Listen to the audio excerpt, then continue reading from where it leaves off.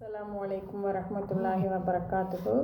நாம் இப்போ குரான் காலேஜ் தமிழில் வகுப்பில் இருக்கிறோம். நான் பேச இருக்கிறது 3வது கிளாஸில் உள்ள தலைப்புகளை பற்றி பேச போகிறேன். அதில் உஸ்தாது அவர்கள் என்ன சொன்னாங்கன்னா,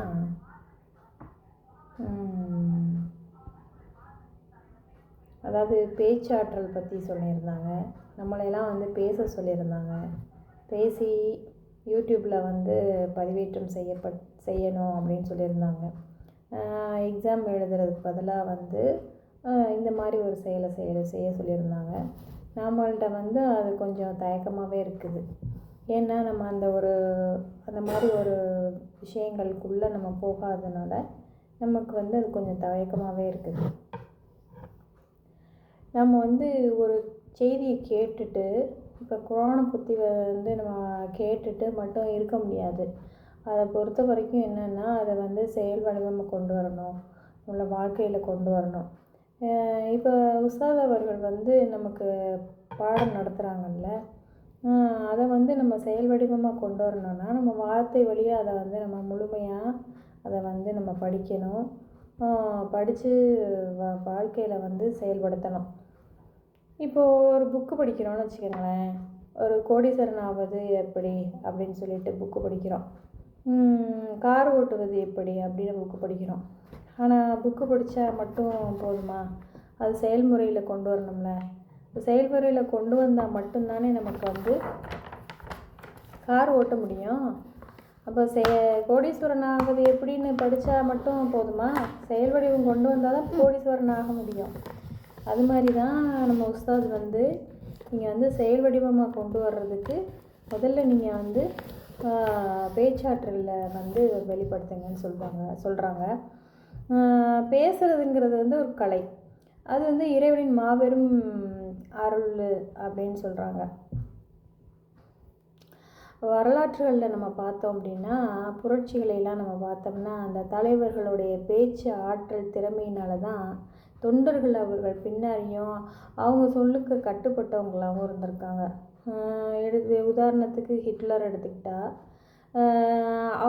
அவருக்கும் உயிரை கொடுக்கக்கூடிய கூடிய ஒரு இவங்கெல்லாம் இருந்திருக்காங்க. எதுக்கு அப்படின்னு பார்த்தோன்னா, அவருடைய பேச்சாற்றல் தான்.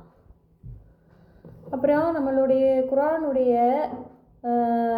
அத்தியாயம் அர்-ரஹ்மான் அத்தியாயம் 55வது வசனத்தில் 55வது அத்தியாயத்தில் அல்லாஹ் என்ன சொல்கிறான்னா, இறைவன் அளவற்ற அருளாளன், குரானை கற்றுக் கொடுத்தான், மனிதனை படைத்தான், அவனுக்கு பேசும் ஆற்றலை பயான் கற்றுக் கொடுத்தான் என்று கூறுகிறான்.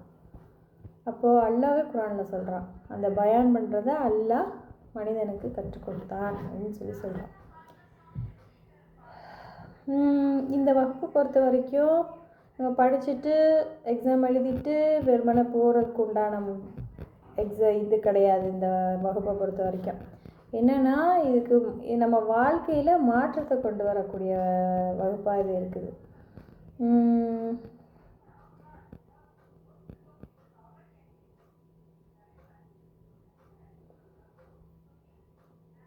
அப்புறம் அல்லாஹ் என்ன சொல்கிறான்னா, இறுகிய உள்ளங்களை பற்றி எல்லாம் சொல்கிறான். யாருடைய உள்ளம் இறுகி கிடைக்கிறதோ அவர்களுக்கு எந்த மாற்றம் நிகழாது. இறுகிய உள்ளத்தின் விளைவுகள், இறுகிய உள்ளம் கொண்டவர்களுக்கு எந்த நற்போதனைகளும் அறப்போதனைகளும் நீதி நியாயங்களும் மாற்றத்தை உண்டாக்காது அப்படின்னு சொல்கிறான். அல்லாஹ் கூறுகிறான் 39வது அத்தியாயம் 22வது வசனத்தில் எவர்களுடைய உள்ளங்கள் அல்லாஹ்வை நினைவு கூறுவதை விட்டு இறுகி போய்விட்டனவோ அவர்களுக்கு கேடுதான். அவர்கள் தெளிவான வழிகேட்டில் இருக்கிறார்கள் நல்லா சொல்கிறான்.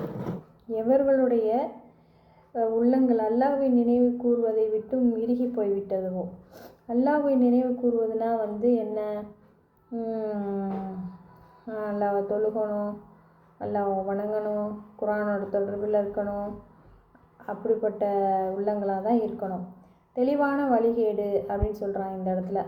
லலாலும் முபீன், இந்த வார்த்தையை கவனிக்கணும். நம்ம சைத்தானை வந்து எப்படி குரான் வந்து தெளிவான விரோதி என்று சொல்லுகிறதோ, குரானை எப்படி தெளிவான வேதம் என்று சொல்கிறதோ, அதே போல் இறை நினைவு இன்றி விருகி போன உள்ளம் கொண்டவர்கள் இருப்பது தெளிவான வழிகேடு அப்படின்னு குரான் சொல்லுது.